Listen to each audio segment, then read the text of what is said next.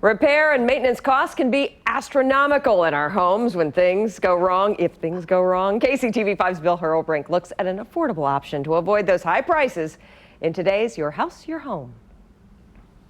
Your home is your biggest investment, and you probably protect it with homeowners insurance. But what about a home warranty? I talked with Courtney James, Home Warranty Development Director with AB May, about the difference. Say you had a leaky pipe and it damaged your home. The home warranty would typically address issues with the leaky pipe. They would take care of repairing the pipe and fixing any issues with that.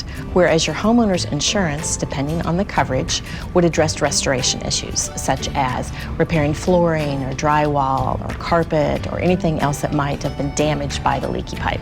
Typically, most home warranties are purchased when buying, but more people are adding home warranties after extended time in the home. So it can save time, stress, and money to have a home warranty because you'll have warranty coverage and you'll know who to call if something breaks down and you need help. There is a difference between warranties on new homes and new-to-you homes. So with new construction, a lot of times the builder will offer a warranty on certain systems in the home. And that's a great idea to check with your builder or your realtor on that. But it's a nice idea to also have a warranty set up or ready to go for once that builder warranty expires. When moving into an older home, it's worth the inspection to evaluate the heating and cooling system so you can think about repair versus replacement and the cost associated with each down the road.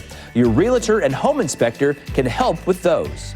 If you're selling your home, you can consider a seller's warranty. They're very helpful if you have an issue that arises when your house is listed. So if a system goes out, the seller warranty often offers coverage towards repairing that. It can also be helpful if you have a buyer that comes in and wants repairs to be done on your home systems.